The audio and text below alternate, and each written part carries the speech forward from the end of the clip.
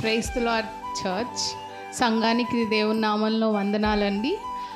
Pastor గారు చెప్పినట్లు మొదటిగా దేవునికి నాకు ఈ అవకాశాన్ని ఇచ్చినందుకు వందనాలు చెప్తున్నాను. పాస్టర్ గారు చెప్పిన విధంగా నేనెవరు అంటే పెద్ద పాస్టర్ అమ్మ గారి మేనత్త కూతుర్ని.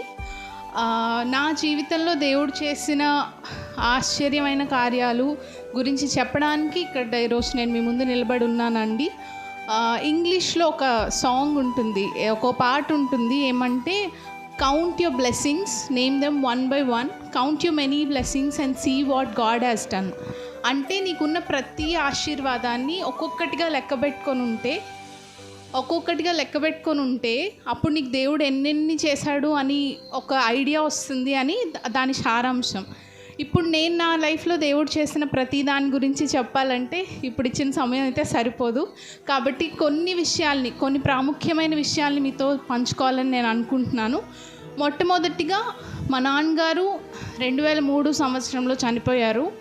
ఇప్పటికీ 20-21 సంవత్సరాలు అవుతున్నా కూడా మా తల్లి మమ్మల్ని ఒక్కరే పేరెంట్ అయి ఉండి ఒక్కరి సంపాదన మీదే మమ్మల్ని పెంచారు. ఇన్ని సంవత్సరాలు 20 ఏళ్ళ పైనే అయిందండి. కానీ ఎక్కడ దేవుడు మాకు ఏ విషయంలోనూ లోటు రానివ్వలేదు. మా తల్లికి దేవుడిచ్చిన జ్ఞానాన్ని బట్టి, ఆర్థికంగా కానీ ఆత్మీయంగా కానీ ఆవిడకి ఇచ్చిన సంపదను బట్టి నేను దేవునికి ఎప్పుడు రుణపడే ఉంటాను. అది మొదటి గొప్ప సాక్ష్యం. ఇద్దరు ఉన్నా కూడా కుటుంబాలు పాడవుతున్న సమయంలో ఒకటే తల్లిగా ఉండి ఆవిడ మమ్మల్ని ఇప్పటి వరకు తీసుకొచ్చిన విధానాన్ని బట్టి, ఆమెకి దేవుడిచ్చిన జ్ఞానాన్ని బట్టి నేను కృతజ్ఞురాలనై ఉన్నాను. ఇంకొకటి ఏంటంటే నా చదువు విషయంలో దేవుడు చేసిన గొప్ప కార్యాన్ని మీతో చెప్పాలనుకుంటున్నాను. నేను 10వ తరగతి వరకు తెలుగు మీడియంలో చదివాను. 11వ తరగతి నుంచి నన్ను ఇంగ్లీష్ మీడియంలో వేశారు మా మదర్, చాలా బాగా చదువుతానని.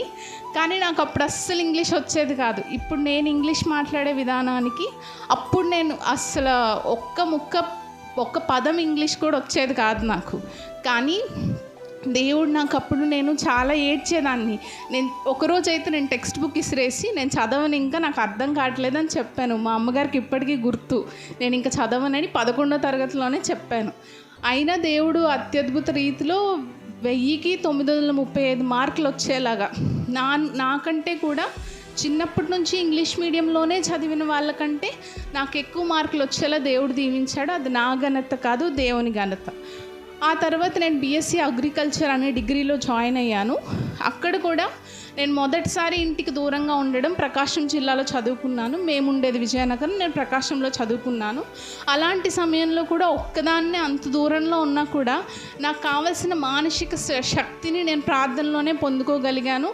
అటువంటి నడత నేర్పిన నా తల్లికి, ఆవిడికి దేవుడిచ్చిన జ్ఞానాన్ని బట్టి నేను వందనాలు చెల్లించుకుంటున్నాను.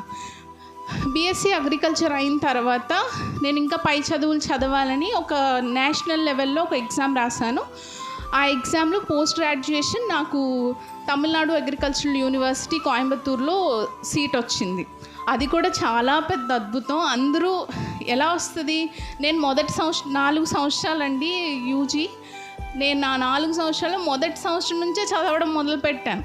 అప్పుడు అందరూ నీకేనా పిచ్చా, ఇప్పటి నుంచి ఎవరైనా చదువుతారా, టైం ఉంది, ఇంకా 4వ సంవత్సరంలో చదువుతారు అందరూ అన్న నా స్నేహితులు చాలా హేళన చేసేవారు. అయినా నాకు ఏదైనా పెద్ద చదువు చదవాలి. అప్పుడే నన్ను ఎవరు అడిగినా ప్రొఫెసర్ ప్లాంట్ పెథాలజీ అని చెప్పేదాన్ని అనమాట. 2016 గురించి నేను మాట్లాడుతున్నా. అప్పుడే అలా చెప్పేదాన్ని. అప్పుడు అందరూ పీహెచ్డీ చేయగలుగుతావా, ఇంత చిన్న కాలేజ్ నుంచి మనం అంత పైకి వెళ్ళగలమా అన్నారు. కానీ దేవుడిచ్చిన కృపను బట్టి నేను కోయంబత్తూరు కాలేజ్లో, అది కూడా చాలా పెద్ద కాలేజ్ అండి, 120 ఎకరాల్లో ఉంటుంది, చాలా పెద్ద కాలేజ్. అక్కడ దేవుని మహాకృపను బట్టి నేను అక్కడ జాయిన్ అయ్యాను. అక్కడ కూడా నాకు భాష తెలీదు, మాకెవరూ తెలియదు. మొదట్లో మా ఇంట్లో చాలా సంకోచించాను అంత దూరం పంపించాలా అని. అప్పుడే నాకు ఇంకొక చాలా చోట్ల సీట్స్ వచ్చినా కూడా నేను ఇదే చేస్తాను అని నేనే పట్టుబట్టి నేను అక్కడ జాయిన్ అయ్యాను. కానీ అక్కడ ఉన్న పరిస్థితుల్లో కూడా చాలా ఇబ్బందులు ఉన్నా ప్రతి దాంట్లోంచి దేవుడు నన్ను జాగ్రత్తగా బయటికి తీసుకొచ్చి ఉంచారు. అప్పుడు నేను మళ్ళా పీహెచ్డీ అదే యూనివర్సిటీలో, అదే కాలేజ్లో జాయిన్ అయ్యాను. కానీ అక్కడ నేను ఒక ఫెలోషిప్కి సెలెక్ట్ అయ్యాను. అది తైవాన్ అనే దేశంలో, చైనాకి పక్కన ఉంటుంది ఆ దేశం. ఆ దేశంలో ఒక ఫెలోషిప్కి సెలెక్ట్ అయినప్పుడు నేను ఎన్నుకోబడ్డాను. చాలా లెవెల్స్లో దాటి నేను ఎన్నుకోబడినప్పుడు కొన్ని కారణాల వల్ల నన్ను అక్కడికి పంపించలేదండి. పంపించకపోతే నాకు చాలా బాధేసింది. అప్పుడు దేవుడు నాతో, నేను చాలా కృంగిపోయాను. నేను ఇంట్లో చెప్పలేదు కానీ చాలా చాలా బాధేసింది. అప్పుడే ఇంకా చెప్పాలంటే నేను ప్రార్థనలో ఇంకా ఎక్కువ బలపడ్డానని చెప్పొచ్చు.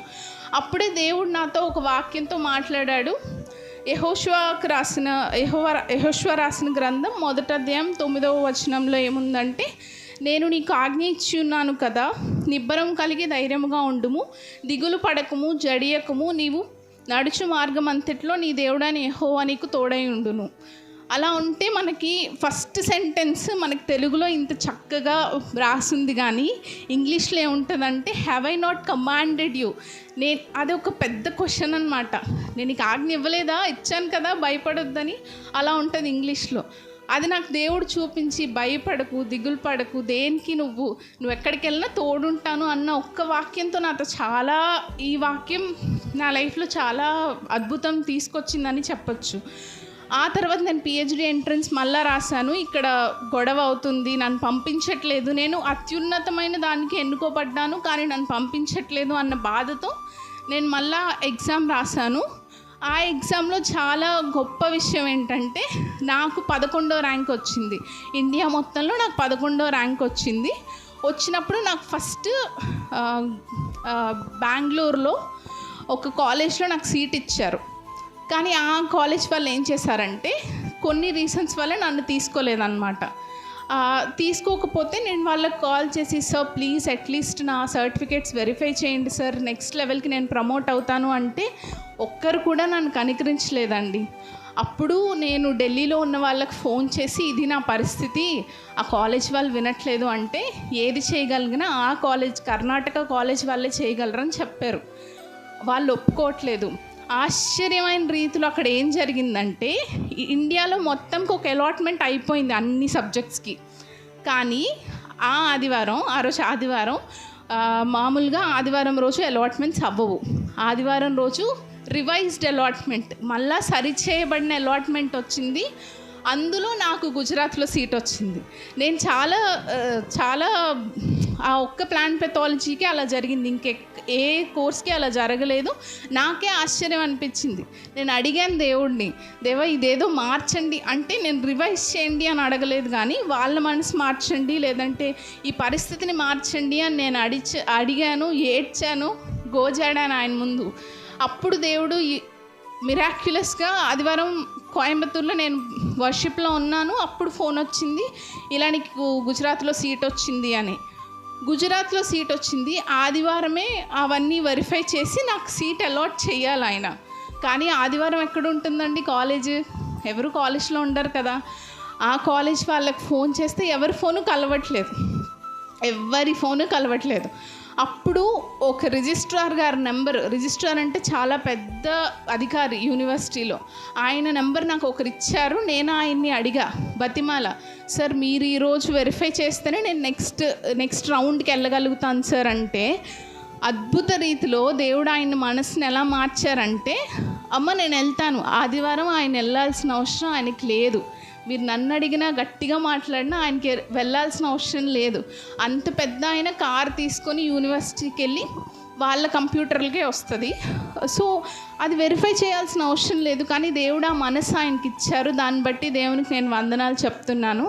ఆయన అప్పటికప్పుడు 1/2 అవర్లో వెరిఫై చేసి, నువ్వు మనీ కట్టేసేయమ్మా, నీకు సీట్ వచ్చినట్టే అని చెప్పారు. చాలా అద్భుతం. ఆ కర్ణాటక కాలేజ్ వాళ్ళు ఎలా అయితే నన్ను వదిలేశారో, పట్టించుకోలేదో, ఈ గుజరాత్ వాళ్ళు కూడా అదే చేసి ఉండొచ్చు. కానీ వాళ్ళు చేయలేదు, ఎందుకంటే దేవుడు వాళ్ళకి ఆ మనసు ఇచ్చాడు. దాన్ని బట్టి దేవునికి వందనాలు. ఆ తర్వాత నేను కౌన్సిలింగ్స్లో నాకు ఢిల్లీలో సీట్ వచ్చింది. ఇది కూడా ఏం అద్భుతం అంటే, నేను ఆల్రెడీ కోయంబత్తూరులో చదువుతున్నాను. కోయంబత్తూరులో 8:30కి నేను ఒక సిగ్నేచర్ తీసుకోవాలి. 8 నుంచి 8:30కి నేను హాస్టల్ నుంచి వెళ్ళిపోతున్నాను, ఇంకా రాను అని ఒక సిగ్నేచర్ తీసుకోవాలి. ఆ సిగ్నేచర్ 8:30కి ఇక్కడ తీసుకున్నాను కోయంబత్తూరులో. రెండున్నర సమయంలో మధ్యాహ్నం ఢిల్లీలో నా అలాట్మెంట్ అడ్మిషన్ లెటర్ మీద సైన్ కూడా నేను తీసుకున్నాను. అంత ఒకటే రోజు జరిగింది ఇది. అంత గొప్పగా దేవుడు ఆశీర్వదించాడండి. ఢిల్లీ వెళ్ళిన తర్వాత కూడా నాది 11వ ర్యాంక్. నేను మీకు ముందే చెప్పాను, నాకంటే ముందు చాలామంది తెలివైన వాళ్ళు ఉన్నారు అన్న ఒక తగ్గింపు నాకు వచ్చేసింది అనమాట. వచ్చేసిన తర్వాత నేను చాలా బాధపడ్డాను, దేవా ఏంటి నేను అందరికంటే తక్కువ అని ఫీలింగ్ నాకు వస్తుంది అని. అప్పుడు కూడా నాకున్న జ్ఞానాన్ని, అప్పుడు వచ్చిన ర్యాంక్ 11 కానీ ఈ పిల్లకి చాలా జ్ఞానం ఉంది అని నా ప్రవర్తన ద్వారా, నా నాలెడ్జ్ ద్వారా, నేను చెప్పిన సెమినార్స్ ద్వారా అక్కడ ఉన్న వాళ్ళు గుర్తించడానికి దేవుడిచ్చిన కృపను బట్టి దేవునికి వందనాలు. ఇప్పుడంతా అక్కడ బాగుందండి. నేను ఎవరి కింద అయితే వర్క్ చేయాలనుకున్నానో ఆయనకి అలాట్ చేశారు. ఈ గొప్ప విషయాన్ని బట్టి దేవునికి వందనాలు. అలాగే మేము 20 సంవత్సరాలుగా మేము అద్దె ఇంట్లోనే ఉంటున్నాము. రీసెంట్గా దేవుడు మాకు సొంత గృహాన్ని దయచేశాడు, దానికి వందనాలు. ఇంకా నేను ఈ నెలలోనే 25 సంవత్సరాలు పూర్తి చేసుకుని 26వ సంవత్సరంలోకి అడుగు పెట్టడానికి దేవుడిచ్చిన కృపను బట్టి దేవునికి వందనాలు. ఇంకా చాలా విషయాలు ఉన్నాయి. మా ఆరోగ్యం విషయంలో కానీ, ఆర్థికంగా కానీ, ఆత్మీయంగా కానీ ప్రతి విషయంలో దేవుడు ఎప్పుడు మా చేయి విడిచిపెట్టలేదు. మా ముగ్గురు విషయంలో ఆయన చేసిన ప్రతి అద్భుత కార్యాన్ని బట్టి ఆయనకి నేను ఎప్పటికీ స్తుతి చెల్లిస్తూనే ఉంటానండి. నాకు ఈ అవకాశాన్ని ఇచ్చిన దైవజనులకు వందనాలు. అలాగే నన్ను నా కుటుంబాన్ని మీ అనుదిన ప్రార్థనలో జ్ఞాపకం చేసుకోండి. Praise the lord.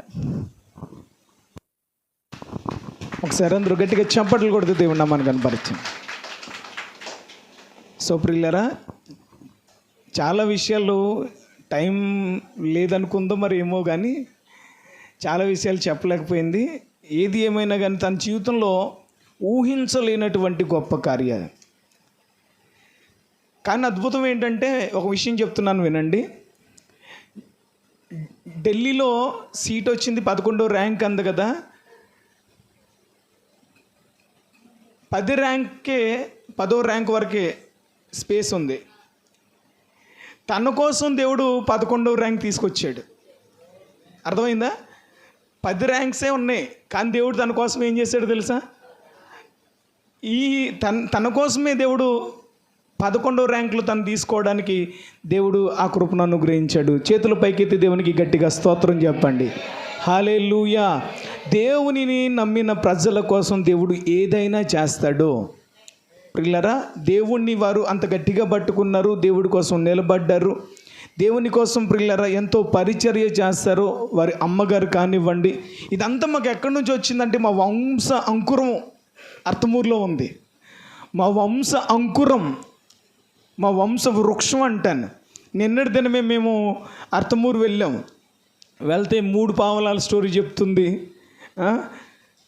చిన్నప్పుడు తినడానికి తిండి లేక గుప్పుడు బియ్యం కోసం నేను నడుం కట్టుకొని యవ్వన కాలంలో భర్త చచ్చిపోతే పొలం పనులు చేసి తప్పుడు మార్గాలను ఎంచుకోకుండా, తప్పుడు మార్గాల్లోకి వెళ్ళకుండా నేను నీతిగా నడుం కట్టుకొని నా పిల్లల్ని పెంచుకున్నాను. నేను దేవుణ్ణి కలిగి ఉన్నాను. నా దేవుడు ఈరోజు నా ప్రార్థనలు, నా ప్రయాస వ్యర్థం కాకుండా ఈరోజు నా పిల్లలందరినీ ఉన్నత స్థానంలో పెట్టాడని ప్రియులారా నిన్నటి రోజు ఎంతో అద్భుతంగా మా ముందు దేవుడి నామాన్ని బట్టి సాక్ష్యం చెప్తున్నప్పుడు మేము చాలా సంతోషించాం. దాదాపుగా 90 సంవత్సరాల పైనే ఉంటాయి. మా అమ్మ వాళ్ళ నానమ్మ మాణిక్యమ్మ గారు. ప్రియులారా, ఏది ఏమైనా ఆ తల్లి యొక్క ప్రార్థన వలన మేమందరం ఈరోజు ఈ పొజిషన్లో ఉన్నాము. మేము ఈ స్థితిలో ఉన్నామంటే ఒకటి దేవుని మహాకృప, రెండవది ఆ మాణిక్యమ్మ గారి యొక్క ప్రార్థన వలన మేమందరం ఈ పొజిషన్లో ఉన్నాము.